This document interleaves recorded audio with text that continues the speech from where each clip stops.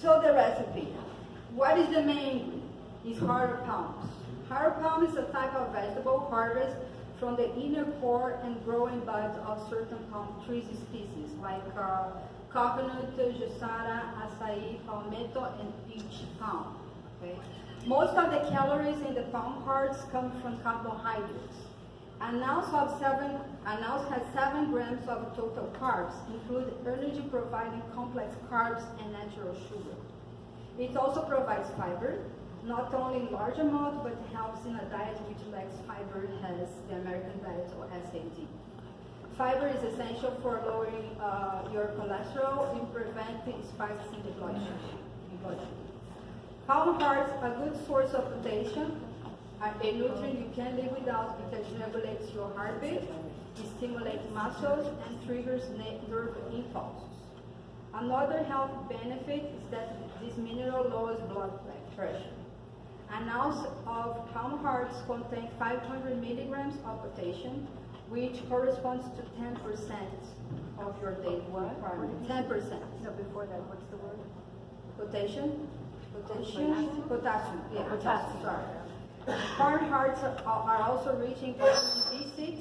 About 100 different designs in your body need vitamin B6 to do their jobs, which include the metabolism of carbs, proteins, and fats, as well as synthesis of hemoglobin. A deficiency in B6 can cause UNM. You also need B6 to produce neurotransmitters that help regulate your mood and sleep cycle. And also, a palm hearts provides 18% of your RDA.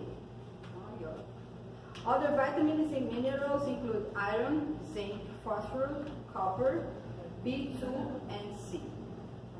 In this recipe, we're going to use, you have the original recipe here that you use Old Bay, but I have a spice that mimics the taste of seafood.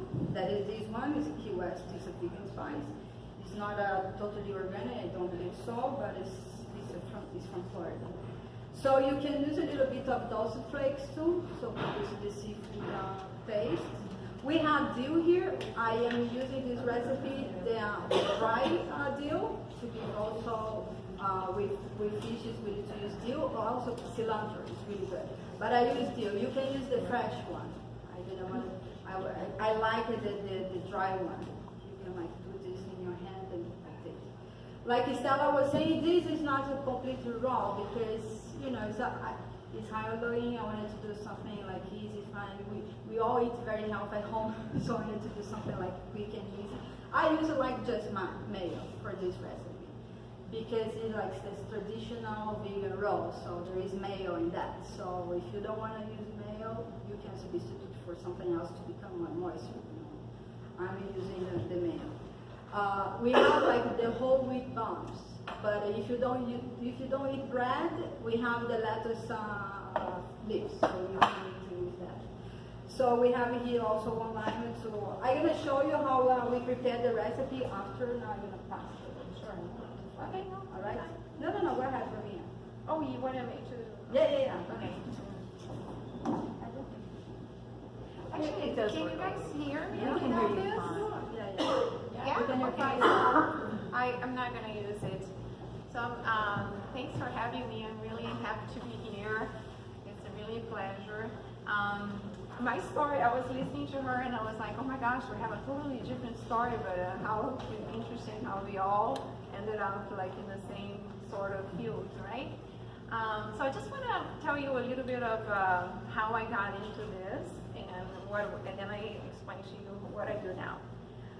So basically my interest in health and wellness started about 7 years ago when I went for my first mammogram a little late, and when I went for the results, it turned out my results were positive. So I was diagnosed with an early stage of breast cancer called GCIS.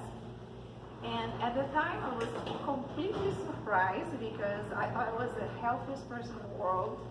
I had no history of breast cancer in the family. I was sort of active. Now I know that I wasn't healthy at all, but I thought I was. But I think the universe was conspiring in my favor, because just before that, I'm originally from Brazil. I had gone to Brazil to visit my parents, and I had read a book about sugar, all the bad things that sugar can cause in your body. And I read the book. As soon as I finished the book, I said, you know what? I'm not eating sugar anymore. So by the time I got my diagnosis, I had stopped with sugar.